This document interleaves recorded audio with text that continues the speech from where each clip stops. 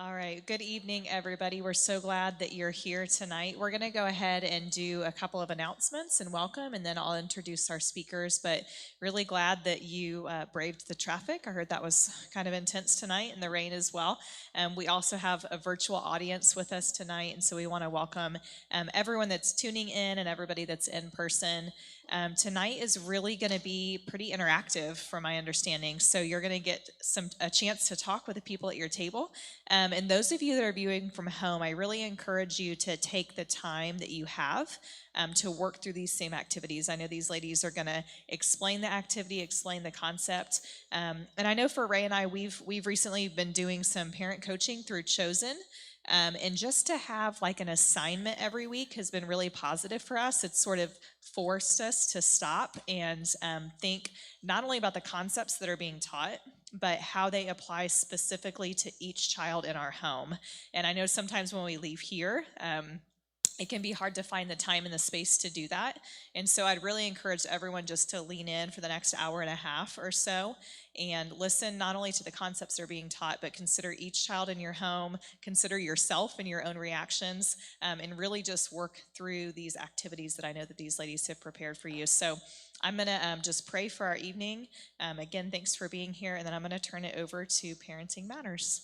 So God, thanks so much for just your goodness, and thank you for the call on our lives to be caregivers and parents to these kiddos that you've entrusted with us. And I know the people in this room could fill novels of stories of amazing things and really hard things that we've seen. And so we just really give that all to you tonight, the good, the bad, that you would just lay our hearts and our minds open, that we'd be receptive to the things that you've brought us here to learn, that we would feel recharged, that you would keep our kiddos safe while they're away from us, and that when we're back together in an hour and a half, we're just a better family unit because of the time that we've spent here tonight. So thank you so much again for the opportunity to parent. Give us just the strength and the wisdom that we need to do that really, really well. In Jesus' name, amen. So I'm pleased to introduce our two presenters tonight. They're from Parenting Matters and the Chosen Families program specifically, which is several years old now, but was an initiative of Manatee County to help adoptive families stay together. So I'm sure that you're going to share a little bit more about what you do, but we're really glad that you're here, and thanks for sharing the evening with us. Thank you, guys. We are so humbled to be here for a couple of reasons. One, Bridge of Life has been a wonderful partner in the community with Parenting Matters in helping some of our families. And so the opportunity to speak here is almost like a gift that I can give back for all that you guys have been doing for us. And I hope we'll do a good job in giving that gift back. The other reason I feel so humbled is when I started my career about 3.5 decades ago, I started with working with foster parents. And I actually worked in foster homes doing counseling to keep those foster placements in those homes. And that was actually in a different state. So I've seen a lot of different things that have occurred over the years. And every year and every time I meet up with foster parents and then adoptive parents as well, I just feel so humbled to be in the same room with you guys. So I'm just really glad to be here. My name's Jackie Hester, and I'm the parenting educator with Parenting Matters.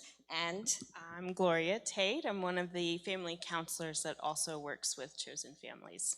So tonight, what we're going to do is we're going to give you just a little brief taste of what we do in the homes. Our job in the homes that we support is to be a support system, but also to be an educator, a model, a coach, a counselor to these families that are very unique. As you know, every family is unique. Every child is unique. And we create parenting strategies that will help to support the family. And some of these parenting strategies work, some don't. But what we do is we are constantly finding new strategies to help these families. And we use all kinds of materials, all kinds of models. I actually brought some books here for anybody who wants to look at them.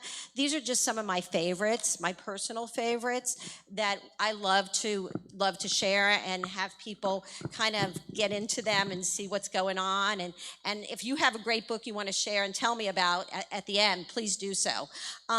So what we're going to do tonight is interactive. And I know you guys probably had a very long day. So this will be painless. We won't make you run around the room or do anything crazy like that. But we are going to ask you to work together in some of the activities. And these are activities that we actually do in the homes when we're working with the parents. So I guess without further ado, I'll start the first activity because I'm going to try to get a couple of them in. And my hope is that when you leave here tonight, you, one, will gain some awareness because some of the activities are designed for awareness. Two, maybe you'll gain some parenting tips, something that you can use with one or more of the children in your home, and that you will also be open to learning different types of parenting strategies. So the first thing that we're going to talk about is called the dresser drawer activity. Has anyone heard of that activity before? Jody has. Okay, great. So the dresser drawer activity is basically an awareness activity to prioritize different behaviors in your home. And I really like when couples do this activity together. So I'm going to ask you, if you are here with your spouse or significant other, to do the activity together. If you're not, to do it with somebody else at the table. Gloria is going to go ahead and give out the dresser drawers. And the activity basically is, like I said, to prioritize behaviors that occur in your home. Behaviors that you react to, and behaviors maybe you don't even need to react to. For example, when I was a parent, and I am a parent, my kids are adults and they don't live in the home anymore, but one of the behaviors that my daughter was notorious for was eye rolling, especially in her teenage years. So it was up to me to decide, is that a behavior that I'm going to actually put any energy into? Do I need to react to that behavior, or is that kind of low on my priority list? For some of you, it may not be low. For others, you may say, eye rolling, I don't really need to react. So that is going to be lower. So there's going to be 3 dresser drawers. The first drawer, the bottom drawer, is really the behaviors that don't need a whole lot of attention. And even if you do give them attention, they may become bigger. So you may choose with those behaviors not to give attention. And that would be something like eye rolling, nasty looks, coming home maybe 10 minutes late, not too late, maybe grumbling under their breath. So that would be maybe something you would put in the first drawer. The second, or the middle drawer, which is the green one, thank you, Gloria, that may be behaviors that are a little bit more serious in your household. Like, for instance, a kid who doesn't do their chores, or maybe a kid who has a public temper tantrum. Maybe your 5-year-old is temper tantrum in the grocery store. That may go in the middle drawer, possibly. Cursing is a possibility. In the middle drawer, that's a drawer where you say, I need to react, but maybe not immediately. Maybe I could even lean back and say, oh, you know what, I'm going to come and talk to you about those chores, after I calm down. Or maybe you do want to consequence that behavior and you have a consequence that's been very effective, so you react. The top drawer, which is our orange one, is the one that you have to immediately react to in your home. And every parent's very different. The thing that I think needs to be in that drawer for all parents is safety issues. When there's a safety issue, it needs to be immediately addressed. Attention needs to be given to it. And effective strategies need to be applied. Now, for some parents, they may put things like lying in the top drawer, because that's something that's very serious in their household, and they want to definitely react at that level. So what I'm going to ask you to do is work together for a couple of minutes and figure out what's in each drawer, and then we'll just kind of talk about it real quick, okay? So get to work. Any questions before we start? So let's find out what's in your drawers, okay? Yes. Yes, you can write on them. Anything that we put on the table, you're going to be able to bring home, write on.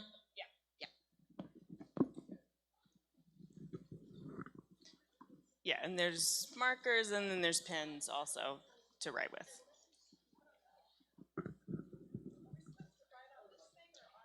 Yes, you write right on the dresser drawers. So you can put on the bottom drawer, you write those behaviors and go on from there.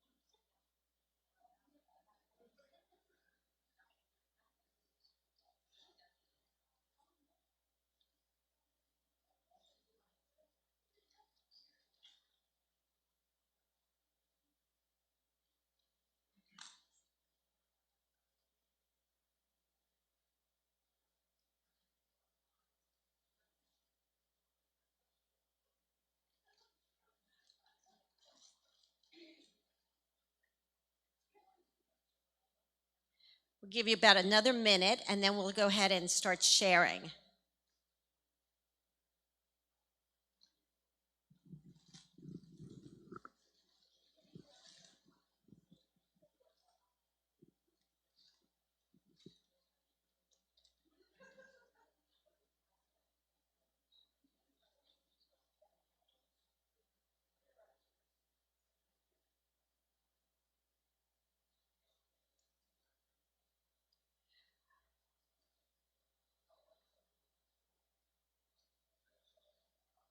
So I think we'll go ahead and start sharing. Just know that these activities can be taken home and you can continue to work on them.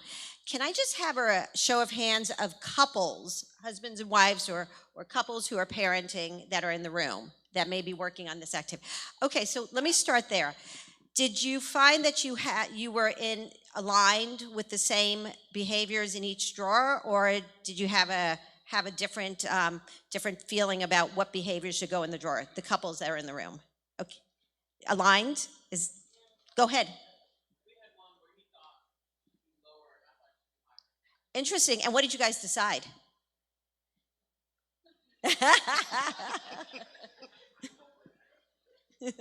Oh, you haven't decided yet. Okay. And that's exactly what we see sometimes, that couples may have a misalignment of where these behaviors should go. And can you imagine how confusing it is to the kids when one parent is maybe consequencing a behavior where another parent's like, oh, that's okay. So this is a great activity for awareness. Any other couples who want to just give a comment on that? Okay.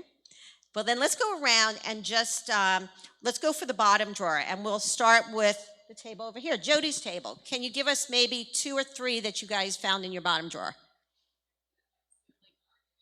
Okay. So you let the kids work that out. You don't intervene. Anything else from this table on that drawer?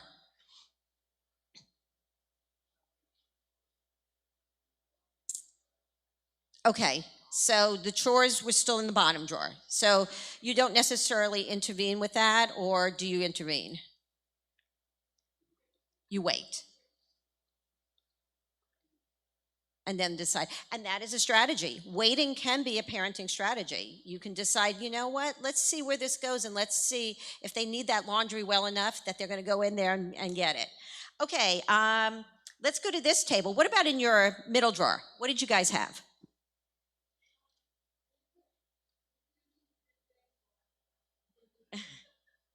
Okay. Okay. So are those tantrums or meltdowns? Do you know the difference?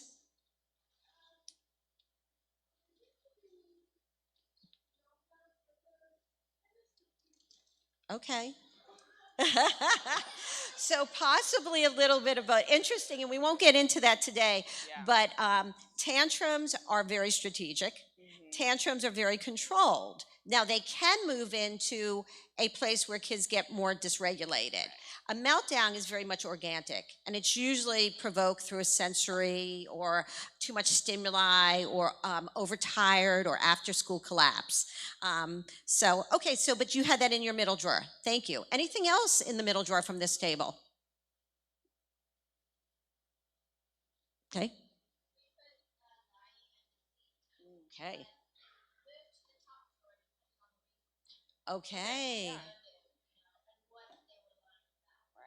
Interesting. Give me an example where it would go to the top drawer from the middle drawer.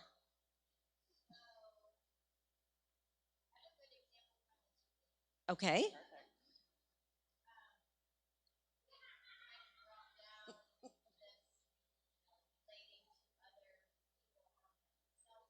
Okay.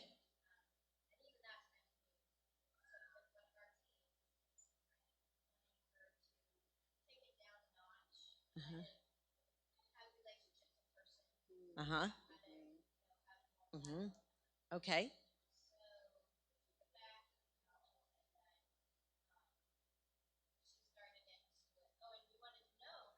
Mm-hmm. Mm-hmm.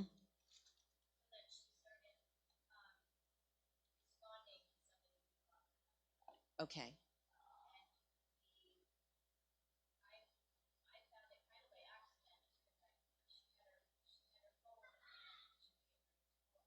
Okay.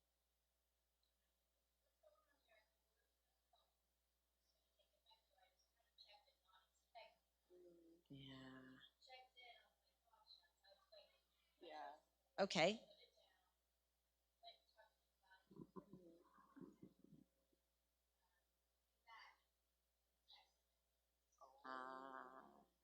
Okay.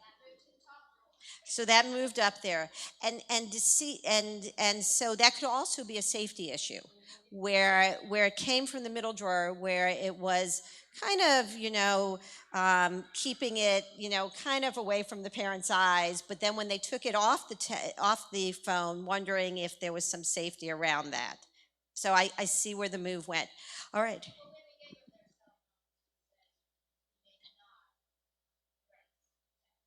So that was communicated well in advance as part of the rules. Got it. Okay. Now, thanks. That's a great example where something in the middle can move up, and something in the middle can also move down. All right. These two tables, the top. What did you guys have? Anybody want to put one out there?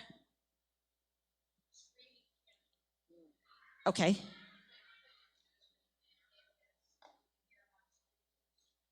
Okay.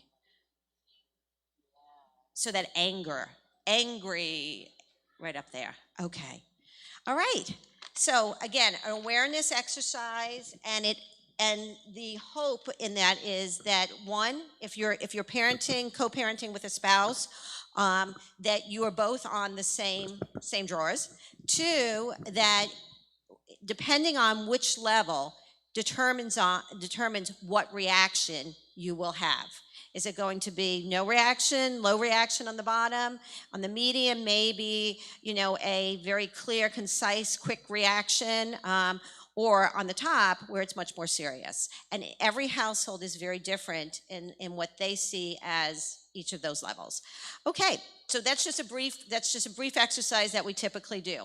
Now we're going to jump to the second one, and I just want you guys to know we're giving you a very brief overview, but hopefully if you like something, you may explore it a little bit more or may be able to use it in just a little bit way. The next thing we're going to talk about is enforceable statements or phrases. Have you guys ever heard of that? That's love and logic. Anybody's heard of that? In your blue packet, it's the gold. You want to hold that one up?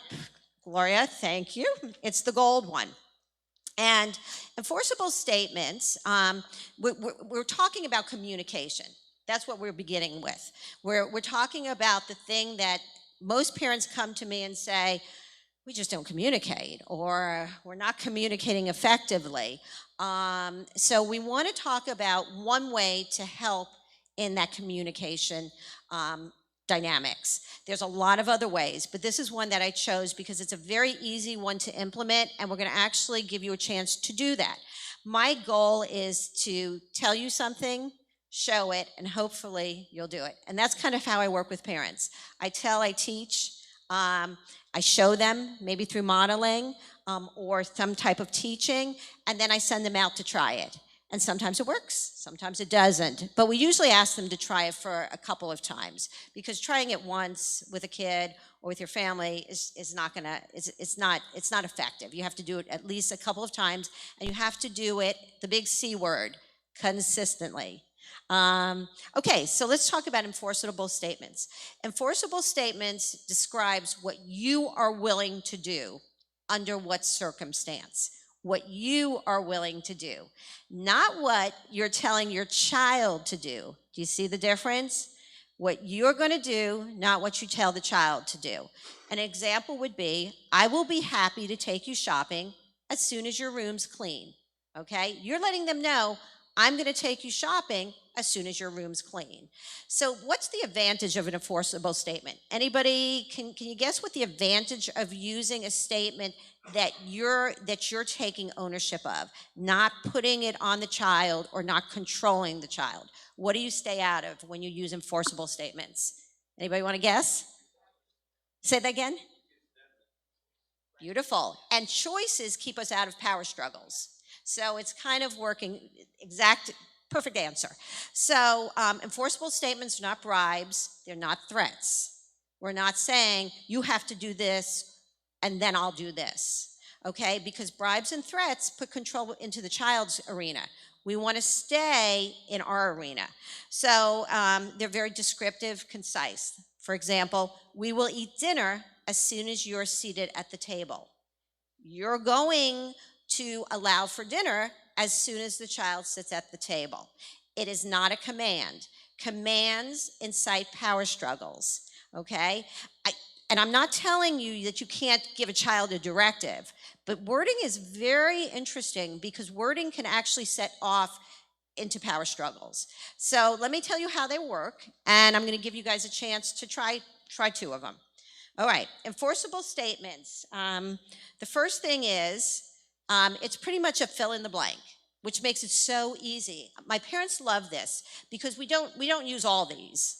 You just pick the ones that work really well for you, and you may use the ones over and over again, but just using them for different behaviors. Because isn't it hard to remember everything? When I was parenting my kids, the simpler the better. And maybe because I'm just simple in my head, but the simpler the better for me.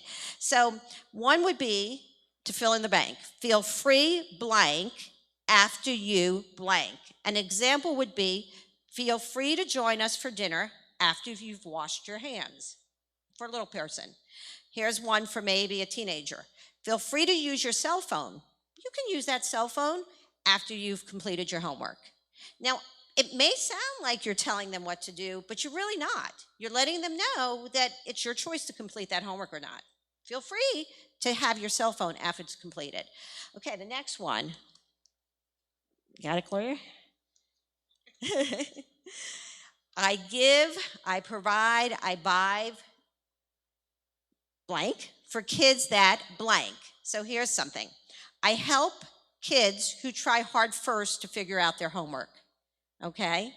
You want them to try first. So you're glad to help them. That's what you can do as long as they try first. I give loans to kids who do their chores consistently. I give loans to kids who do their chores consistently. Perhaps you're a 15-year-old comes to you and says, hey, I want some movie money, and I don't have any movie money. Oh, well, okay, well, I can give you a loan. I'm glad to do that. But only if you're one of those kids who do their chores consistently. So this is kind of a different type of languaging. So I'm going to give you guys a chance to try it at your tables. So we're going to give you 2 little scenarios, and you guys work together as a team and see what you come up with. And you can use your yellow sheet as a helper sheet. They can make the whole table as a team. However you want to do it. I'll leave it up to you guys.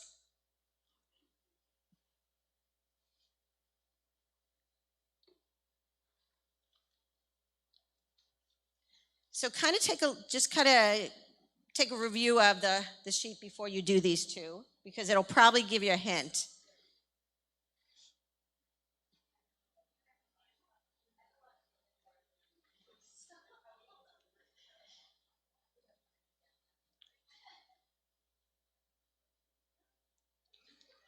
So once you get it, go ahead and work together to create an enforceable statement. Again, it's about what you're willing to do and allow and to provide, not what you're telling the child to do.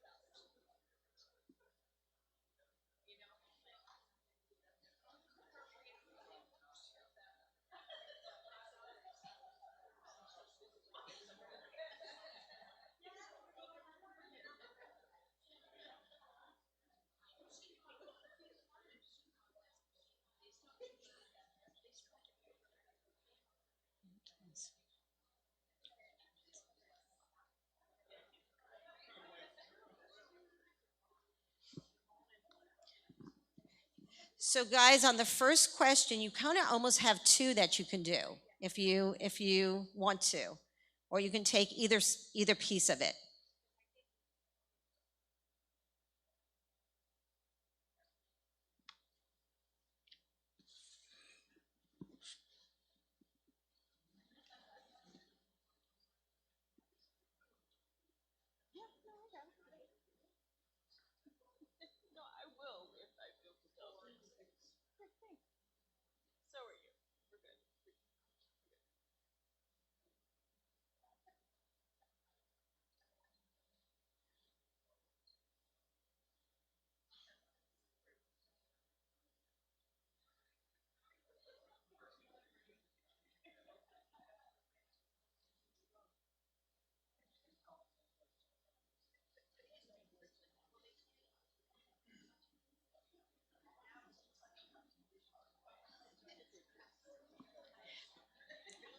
Is anyone stuck? Because we'll send Gloria over if you're stuck. She can give a hint. You good? Oh, okay. For our virtual audience, and you guys can be doing this at home. Gloria, do you want to go ahead and read them? Yep. We'll. All right, 12-year-old girl and mother battling over what clothes girl wants to wear to the mall. Girl starts talking in loud voice and use a sassy tone towards mom. So that's the first one. And then the second one, 2 kids, 8 and 9 years old, fighting in back seat of car while parent is driving to school. Okay. So those are our 2 scenarios. So those of you at home, be thinking about that as our live audience is going to give us some of their answers. So I think, Which table should we start with, Gloria, today? Why don't we Start over here to our left. Okay, you guys over there on our left, my left, are you ready to tell us what you came up for with an answer for question number 1? Okay, tell us what you got.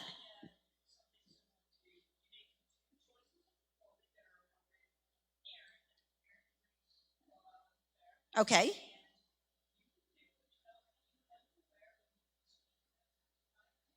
Lovely.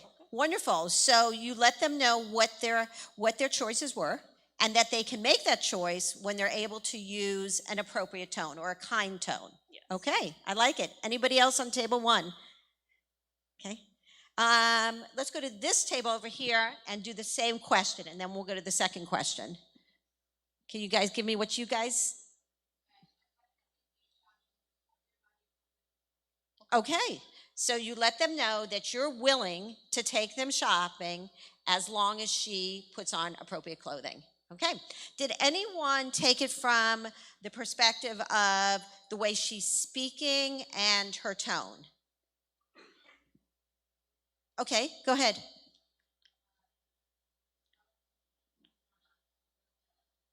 Wonderful. I listen to people who do not yell at me. Okay.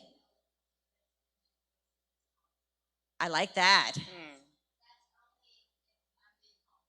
That's yes, how that works. As long as you're regulating your voice.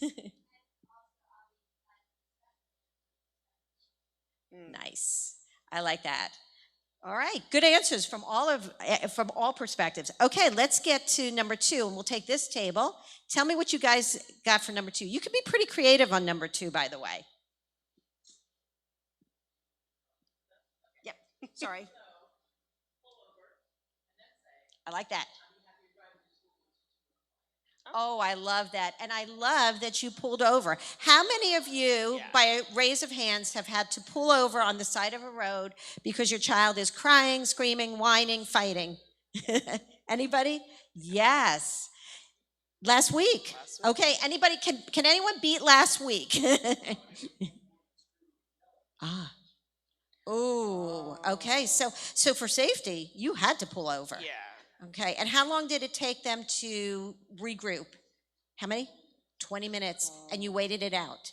Were you? Okay, it was. What did you do during those 20 minutes? You okay? Okay. So it really got pretty high up there. Okay. So I think knowing that when a child is dysregulated in a car, stopping the car and letting them know when you're able to sit in your seatbelt, or when you're able to calm yourself down, or when you're able to behave in a safe manner, then I will be able to drive you to school.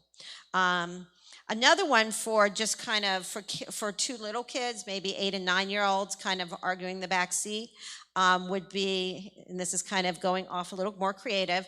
Mom says, "I charge kids $1 for having to listen to arguments when I'm driving to school."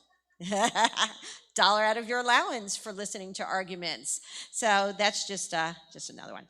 Okay, any questions about enforceable statements?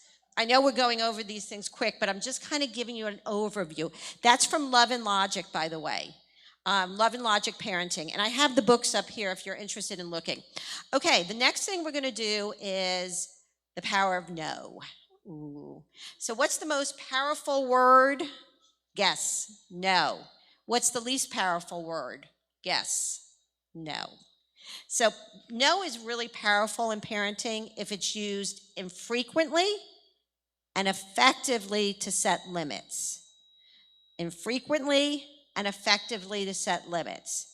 It's not powerful or least powerful when it's used infrequently, inconsistently, and wishy-washy.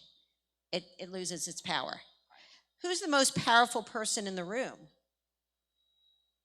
The person who can say no. The person who has the power to say no. And typically that's the parent. Now we're going to take it from a little bit different perspective. We're going to talk about why kids don't like the word no, and how to say no without saying no. Any of you tried this? Okay, well we're gonna play with this a little bit. So why do kids not like no? Teenagers, little kids, big people, why don't we like no? What does it mean when we hear no? That really good one. Lack of control. And that's usually for the kids who are either defiant or kids who are very strong-willed and are looking for power. And so some of you guys, I'm guessing, who are fostering and maybe who have adopted, probably have ran into some of those kids who need control. So the message they're internalizing is, if I'm not in control, bad things happen. When bad things are happening around me, the only way I can survive is by being in control. No feels like they're not in control. So for kids who are defiant, who have strong will, who are looking and seeking control, not saying no or saying no without saying no is a very good strategy. The other reason that kids don't like hearing no, and teenagers, is it means they're going to be disappointed. It's immediate disappointment when they hear no. They want something, they expect something, and they hear that word no, and right then they shut down. How many times does a kid shut down before they even hear the rest of the sentence? I'm seeing the shakes, yeah. They shut down immediately. So what we're going to do tonight is we're going to give you guys some paper, and you're going to come up with how many ways you can say no without saying no to a simple question. And then we're going to talk about it. Because the more strategies or techniques we have to saying no without saying no, the better you guys will be, because when you do have to say no, then no becomes more powerful. Then no becomes the word that it needs to be for the children. I'm not a proponent, I'm not telling you not to say no. I think parents need to say no. I think it would be wrong for a parent never to say no to a child, but I think it needs to have power behind it. So, okay, so Gloria, do you want to, you guys have paper on your tables, these big sheets of paper. You can group into twos, you can do it as a group in the table, and I'm going to give you the question. And the question is, Gloria, do you want to see if we have some more of these? But I'll read the. Oh, it's in the packet. Yeah, in your package, you'll see a purple. page. Thank you. Purple page. And the question is, how many ways you can say no without saying no to the following scenario? Daughter wants M&Ms before dinner. How can mom tell her no without saying no? And I'll give you some hints. You can offer alternatives. You can use empathy. You can try a when and then. Have you guys ever used when and then? Probably. When and then. When you do this, then I do that. Distraction. Distracting the kid. Maybe even writing an IOU. Some things that you can kind of play with. So go ahead and work as a group and see how many ways you can come up with.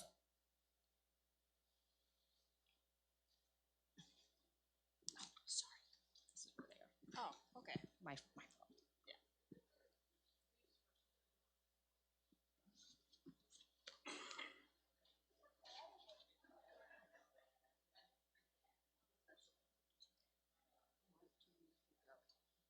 For what? Which, I mean, is that what the poster board's for? Okay, we can do that. Okay. That's fine. Yeah. Whatever the plan was.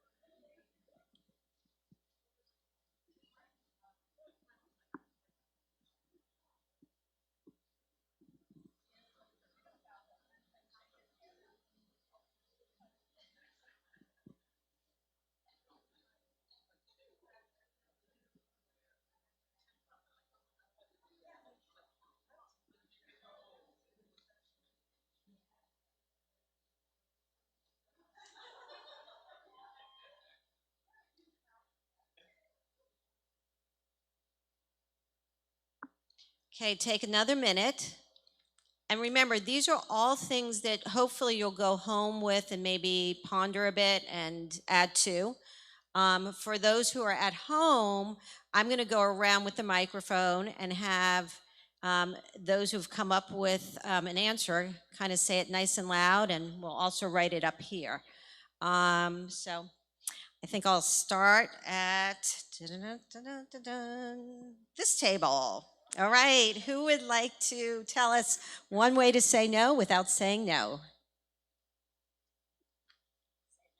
Okay, one idea was saying eating M&Ms before dinner might give you a tummy ache. I like that one. Focusing on that tummy ache. Anything else from this table? Anybody else want to take a shot? You eat your dinner. Wait a minute. When you eat your dinner, then you get your M&Ms. When you eat your dinner, then you get your M&Ms. I love when and then. It keeps you out of those power struggles. Okay, I'm going to this table over here, who still have pens up in the air because you're just like putting so many answers down. Okay, who would like to? Anybody? You got one? We had the same one. When you finish dinner, you can have M&Ms. When and then again. And there's another one. You know M&Ms are for snacks. Say that again? You know that M&Ms are for snacks. Ah, so you kind of reiterated the rule. You know M&Ms are for snacks. Or you could have said the rule is M&Ms for snacks.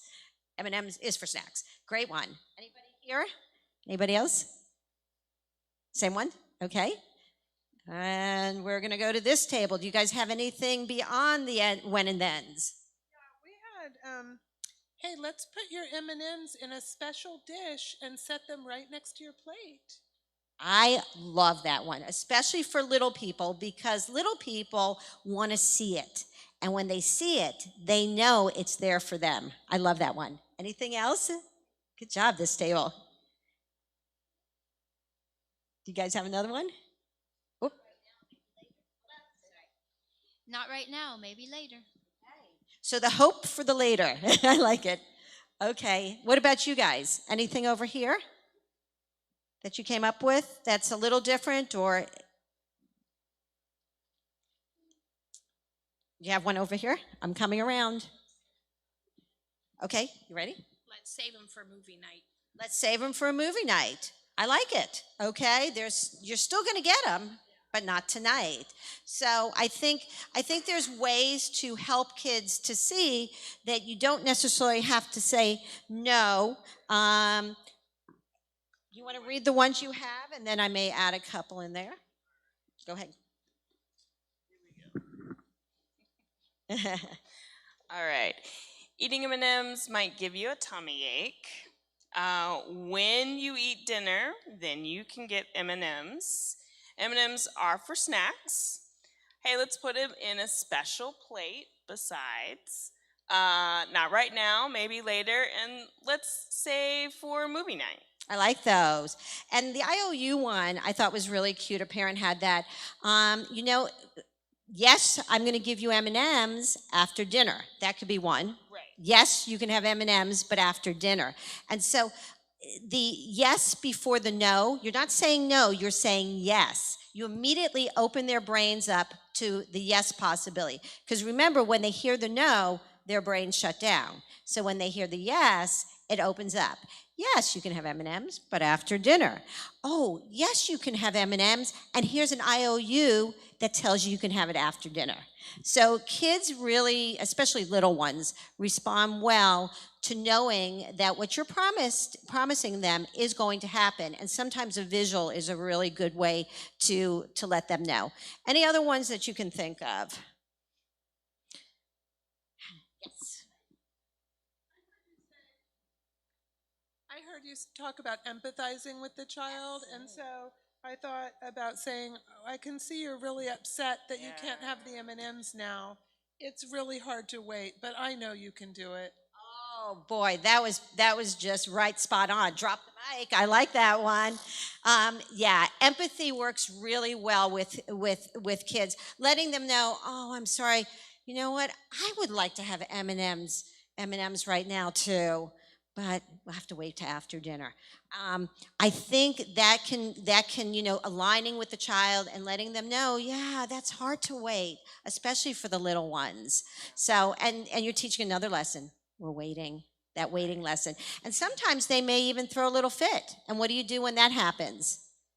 Yeah, just kind of letting them sit with those feelings. And sometimes that's hard. And maybe you have to sit on the floor with them and let them sit with those feelings. So, okay, I like all of that. Anybody else want to say anything about that? Have you guys done some of that where you've, instead of say no, you come up with a different type of, okay, shaking the heads, and I like that.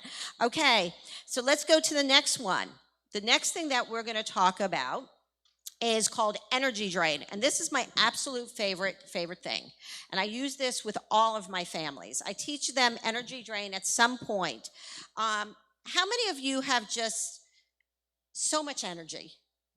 So much energy that you just have so much energy you can take on 10 more kids? No.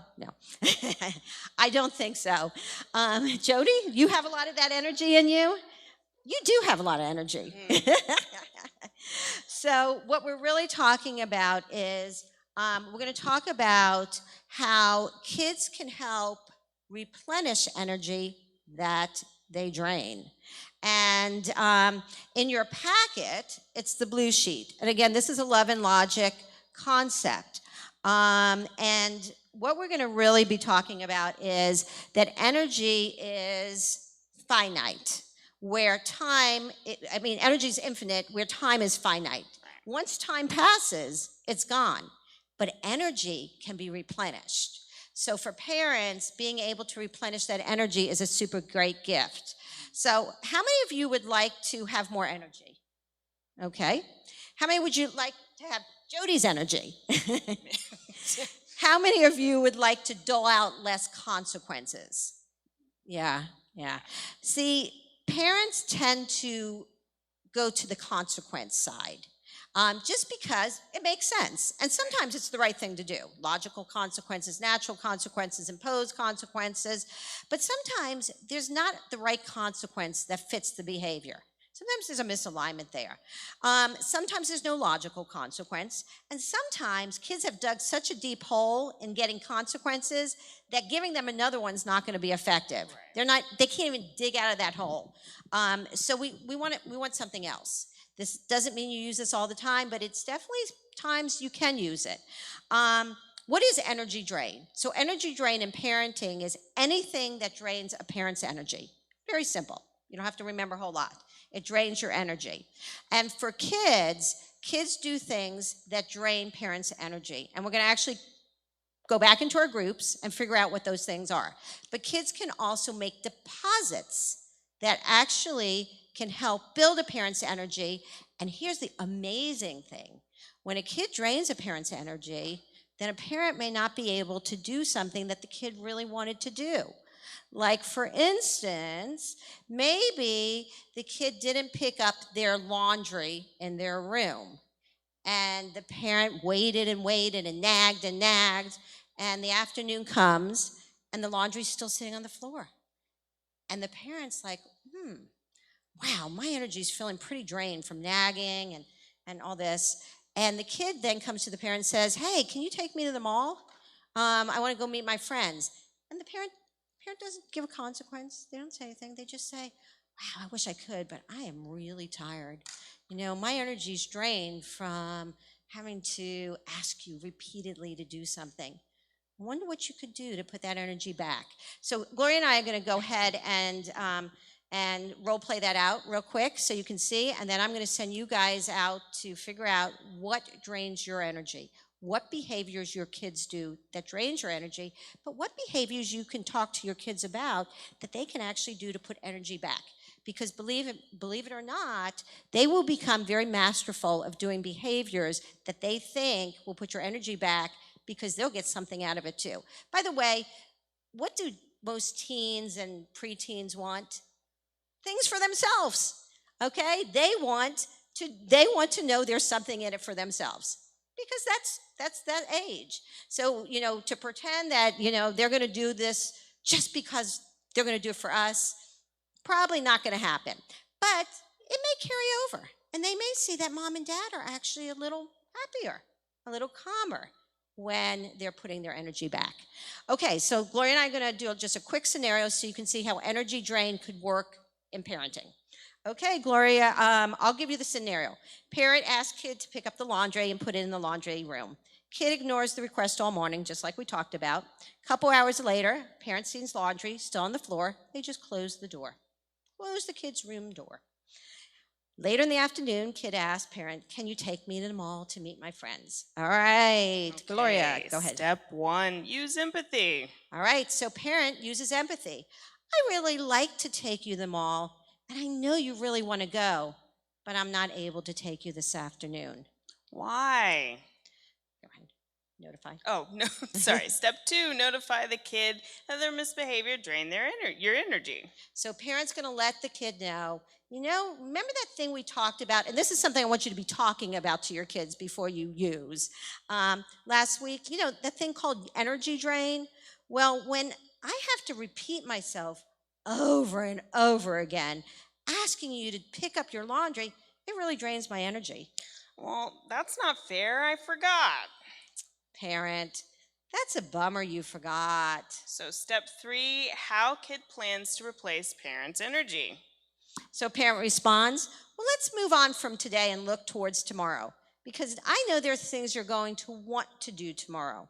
What's your plan for putting back my energy so that when you come to me tomorrow and ask me to take you somewhere like the movies, I'll have enough energy to do it? What's your plan? It's not the parent's plan. You're not telling them to do it, but... So step 4, if you hear, I don't know.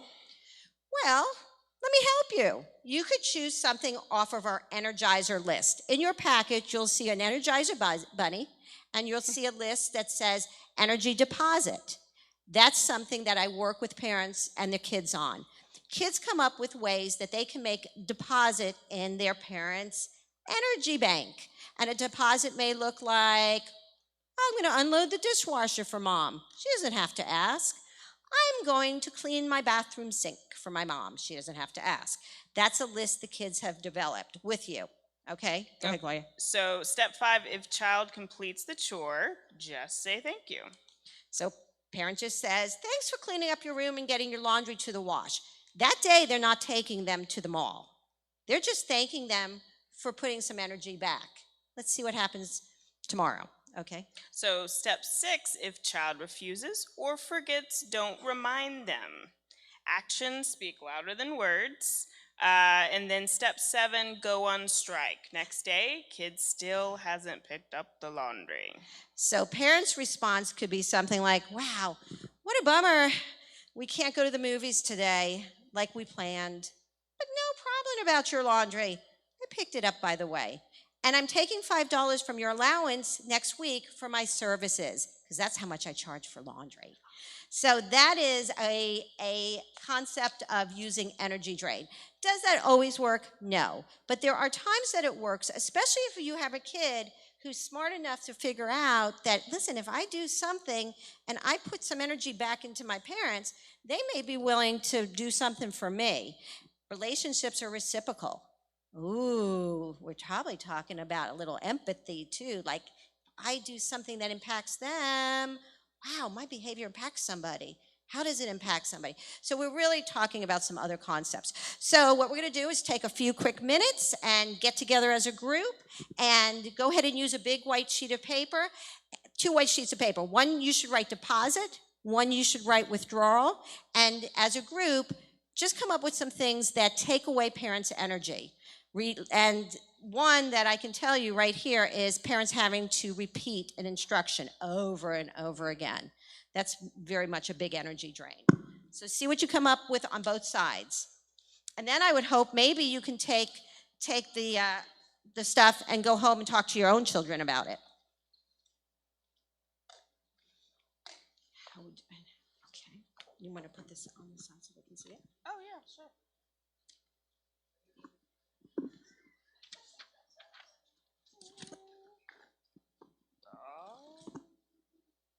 Don't know if they can see it, but okay. Good job.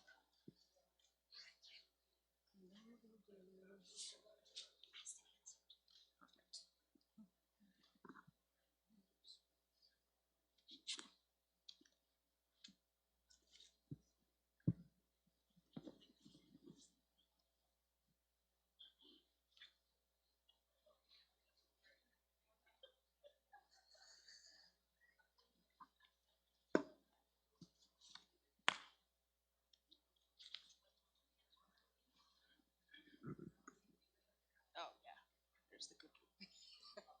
Like, I remembered a cookie.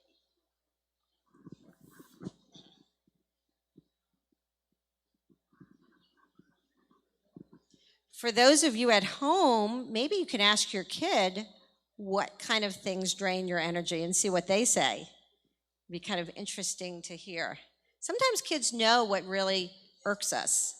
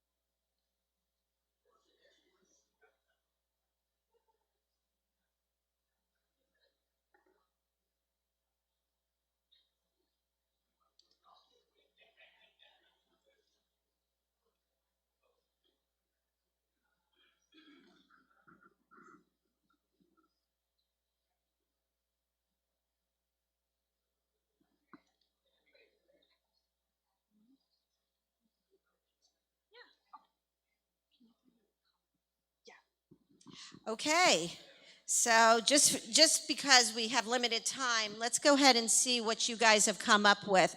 Table number 1, what drains your energy? Just shout it out. Siblings arguing. Doesn't that drain your energy? Repeating instructions.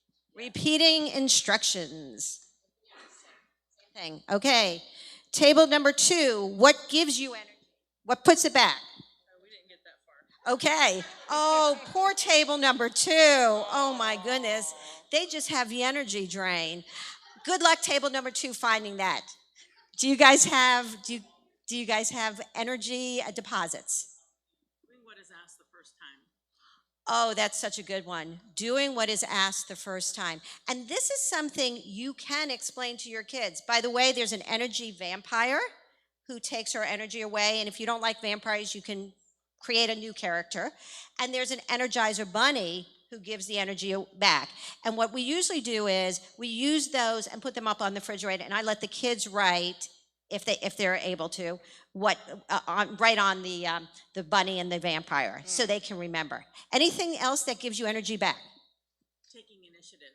Taking initiative. Ooh, so you're not telling them what to do. They just take that initiative. Oh, I really like that one. Anything else? Okay. Okay, what takes your energy away over here? Being a taxi service for the teenager. Being a taxi service for a teenager. That is exhausting. Absolutely. And you know what? So giving back is really important for when mom has spent all day shuffling kids around. And you know what? I can remember when my kids were teenagers and they got to a point where they thought it was expected. Oh, it's not expected. That's a privilege. That's one of those things that are actually a privilege. Now, going to school, we have to take them to school, but and work. But other things like friends' houses, movies, the malls, and all those kind of things, those are privileges, and those are ones that where if they can give mom and dad some energy, that's important. Anything else? Take back or deposit? Anything else, you guys? Okay, well, hopefully you'll do this with your kids as a possibility. It's really fun when I go into a home and a kid says, "Oh, I gave my mom some energy back today," and the mom's smiling ear to ear, and she's like, "Yeah, you know, they did this, this, and that, and I didn't even have to ask." Isn't that a nice thing when that happens? Okay, we're moving along, and I know we're moving fast, and I know you guys had a long day, and it's probably hard to keep up. But I really do want to give you the overviews on some of these. And we only got, I think, 2 more to go. So here we go. Okay, so let me ask you this. How many of you have kids who nag you until they get what they want? That they're just really, yeah, okay. How many of you are wafflers where you cave in? Anybody? Oh, yeah. How many of you hold out for a while but then cave in? Like you can hold out, like you can, maybe they ask 10 times and then you cave in on the 11th time. Ooh. Anybody? How many of you cave in because you second guess your own decision? Yeah. How many cave in because your kid wears you down? They are just so good. Yeah. How many of you feel guilty? You parent from guilt. Like, oh, gosh, their friend has that and they really want it, but I don't really want to get it for them. And yeah, that happens too. Kids are really good at this. Kids nag, and that's a learned behavior. That is not something they're just automatically born with. They learn it. And they learn to do it really well when parents don't stop it. And they learn it even better when parents wait to the 10th time and then give in. Because from 1 to 10, they have become very good at nagging. They have learned to kind of increase their game. So parents actually make kids good naggers. Yeah. So if you've done that, congratulations. Now, of course, I don't really like living with kids who nag, so let's talk about what we can do with that. All right, so there's a little technique, and it's 3 words. And I don't know if anyone's heard of them. It's called asked and answered. Anybody? Yep. Yeah, I love this technique. I absolutely love it, and we use it with our parents. Now, I'm going to tell you, you're going to have to be consistent. Mm-hmm. You're going to have to use it over and over again, and you're going to have to do it the way it's designed. Because if you get wishy-washy or if the kid gets you off track, it's not going to work. But it is really a great technique if you can stay consistent and follow the directions in using it. And you do have it in your folder. What color? Green. It's green. Yeah. Okay, so Gloria and I are going to kind of play the scenario out for asked and answered. Okay. Gloria, you're the kid. All right. Can I have a cookie? No, not right now. It's almost dinner time. But I'm hungry. I want a cookie. Have you ever heard of asked and answered? No. What's that? Did you ask me a question about having cookies before dinner? Yes. Did I answer it? Yes, but I really want a cookie. Do I look like the kind of mom who would change her mind if you asked me the same thing over and over again? Because, by the way, I've become the mom who's not going to do that again anymore. I walk away grumpy. But I come back an hour later. Can I have a cookie, please? Asked and answered, walk away. So the technique basically is that you have to teach your kids before you get to the technique what this technique is, what your response is going to be, and they have to understand that you draw the line. When you give them an answer, and the answer is fair and just, because kids only like things that are fair and just. Fair and just in your mind, because you know what's fair and just. They may say, well, that's not fair and just in my mind. But once you say no, then you go back to the asked and answered. And here's the key. You walk away. Now, they probably will follow you, by the way. Oh, I want a cookie. I want a cookie. And maybe they even drop themselves on the floor for the cookie. And you just keep saying asked and answered. It's very simple because it does not require you to explain it. Most parents get stuck in the loop of explaining why they can't have a cookie. No, you can't have a cookie. It's dinner time. You're going to spoil your appetite. And, we don't have cookies before the dinner. Those are okay things, but you know what? That takes a lot of energy. Right. That's the energy drain when you have to explain something over and over again. Once the kid realizes that when they ask, you have answered and it's over, and you've drawn the line and you've done this over and over again, it's actually pretty effective. Any questions about that one? Yes. Yeah.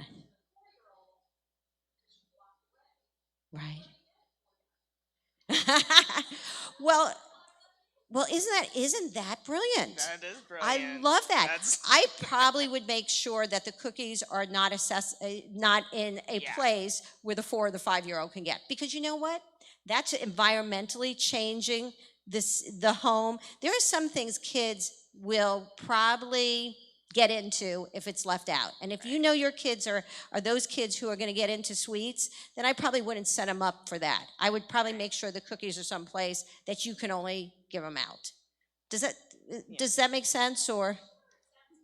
It sounds great. No, but you're definitely not alone in that scenario. No, and I promise you, as a mom, kids are just so smart, because what your brother does is not able to do, the sister may try it. But if you're consistent both ways and you don't keep it out, where they can get it, it's hopefully going to work. Okay, any other questions about any of those before we get to the last one? Am I okay, Jody, with time?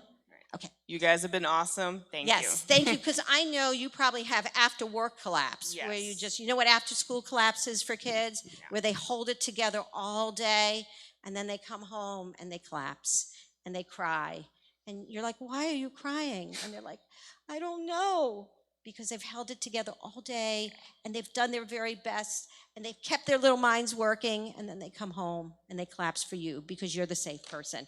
So I have a feeling if we don't finish up, I'm going to have a lot of crying parents. So let me do the last one. All right. So Not our intention. So our last one is probably the one that is the one that everybody's ready for now, and that's your is the one that helps to kind of get parents in a good place where they're not reactive. And I know there's a lot of stuff on reactive parenting, and I'm sure you guys have probably gotten a lot of that. And there's some really good books over here that you can take a look at. I love Scream-Free Parenting, by the way. Scream-Free Parenting, one of my favorite things they talk about is not picking up the gauntlet. You know how in an arena where knights go to battle, one knight throws down the gauntlet and the other knight has to pick it up for battle to begin? Well, guess what? If the parent doesn't pick up the bait, the battle can't begin. So Scream-Free Parenting does a really great job in explaining some of those things. Okay, has anyone ever heard of the Anger Iceberg? It was designed by the Gottman Institute, and they began with marriage and marriage counseling and all that kind of stuff, but they've branched out to a lot of stuff. Well, the anger iceberg is what lies below the surface. The surface of the ice is what actually is creating the anger. It's not what is on the surface, it's what is below the surface. So let me give you 2 examples. So let's say your child spills milk on the table during breakfast. In a normal, maybe in a Saturday, when you're feeling relaxed, you would probably wouldn't give much attention to it. Maybe you would clean it up and go on your way. But what happens if it's on a Tuesday morning and everybody's running late for school and they spill milk all over the place? The likelihood is you may be a little bit more angry than you would be on a Saturday morning. So where is the anger? It's lying below the surface. Another example would be your kid is running around at night and starts running around, doesn't put their pajamas on, doesn't want to get in the shower. Well, on a school night, you probably would be pretty stressed because you want to get to bed, you got to get this kid to bed, and he's waking up his brother now. Now, on a Saturday night, when the family's pretty much relaxed, you may feel a lot differently. The anger lies below the surface, where the anger is. So why do we get angry? Anybody? Why do we get angry? Why do parents get angry? Why do parents yell? That's the number one reason parents come to see me. They're yelling. Why? Anybody? Kids don't listen. Okay, that's something. Okay, anybody else? They're stressed out. Frustrated. You are right. Yeah. They're frustrated and they're stressed because life's stressful. And parents forget that they're human beings and that they get stressed. And when you are stressed, you go into your stress response. What is your stress response? Your fight, flight, freeze response. And parents a lot of times come out fighting, which means they're yelling. So, it's about feeling overwhelmed and stressed. It's also about feeling powerlessness, a sense of powerlessness. What happens if you feel like you can't control your kid? You got this kid living in your home. You love this kid with all your heart, but this kid's out of control, and your home feels out of control. That sense of chaos and feeling out of control can cause some of that anger as well. Parents feeling afraid that they're not going to be able to do what they need to parent this child. That can create some of that anger and yelling. So there's a lot of reasons that parents yell. It's really about where the parent is at that moment and what's below the surface. It's typically not that the kid did something, because kids do what kids do. Kids got little hands and they drop milk. Kids are learning. Teenagers make really dumb mistakes because guess what? They're supposed to. They're supposed to make mistakes so you can teach them how to fix those before they go out in the world. But depending on where you're at as a parent, in that moment will determine how you react. So I'm going to give you a quick technique because you probably got all the techniques in the world for this. And sometimes some work for some parents, sometimes they don't. Right. But I'll throw one out. You can catch it, you can throw it away. But you know what? Find the technique that works, because when you are parenting from anger, nobody is okay. Okay, so this one is stop, drop, and breathe. How many of you have you guys heard of stop, drop, and breathe? Okay? Yeah. Yes. Good. Okay. Have you ever used it? Do you like it? You do? Oh, good. I'm glad. Okay.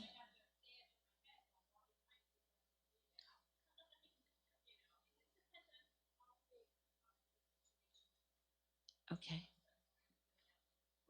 Okay. I really like that you said sometimes I have to say it in my head.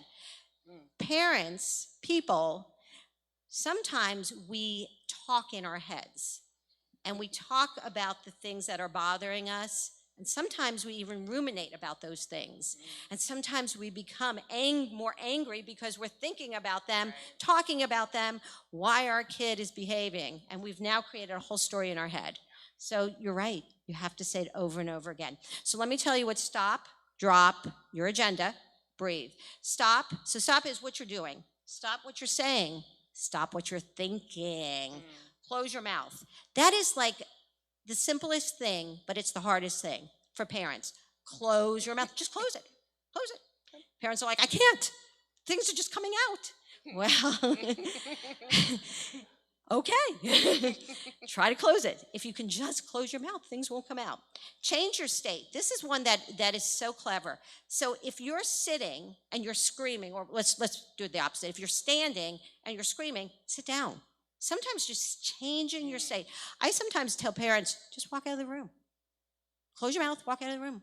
Yeah, the kid's probably going to still be yelling, but you know what? If you change your state, your physical state, in that moment, you've now made a change that can calm you down. Okay, drop your agenda. What's your agenda? Let go of what you're fighting about.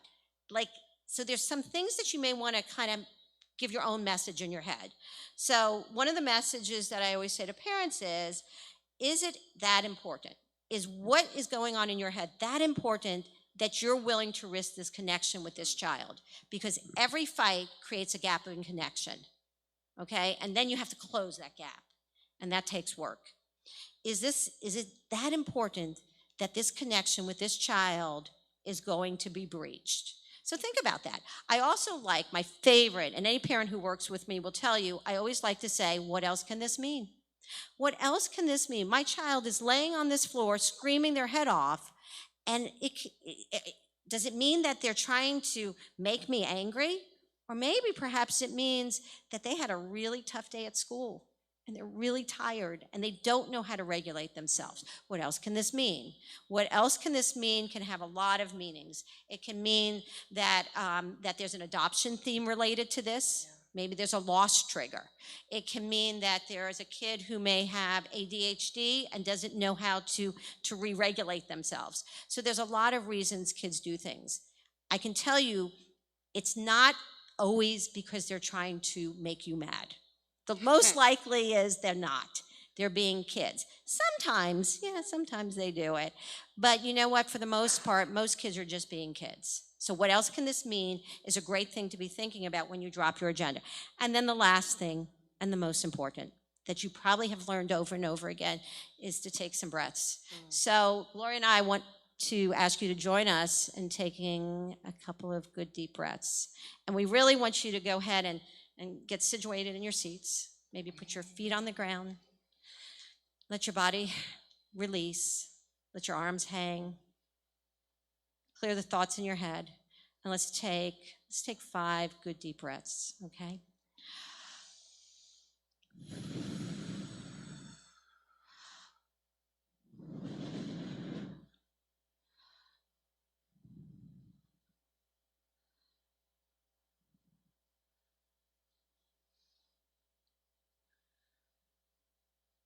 and just sit there for a minute. And just give yourself a gift, the gift of just sitting for a moment.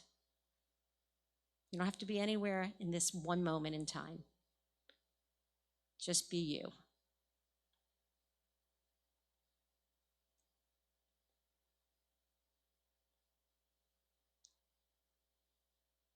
Okay, parents, thank you. I hope we gave you something. I hope we gave you some awareness or a tip that you can take with you. And thank you for letting us be so humbled and honored to be able to spend this evening with you. And thank you, Jody. Yes, We thank you, appreciate it. Jody. Thank you. Thank you, Online. All right, thank you both so much. And you probably said this at the beginning, but you're available for families who reside in Manatee County, right? Yes. We work with post-adoptive families, which means the adoption needs to be finalized. And those are families that are only in Manatee County. We are looking to expand to Sarasota County, but we are not there yet. And our services include counseling, parenting education, educational advocacy, and respite services. So it depends on what the family's need is, and then we decide from there.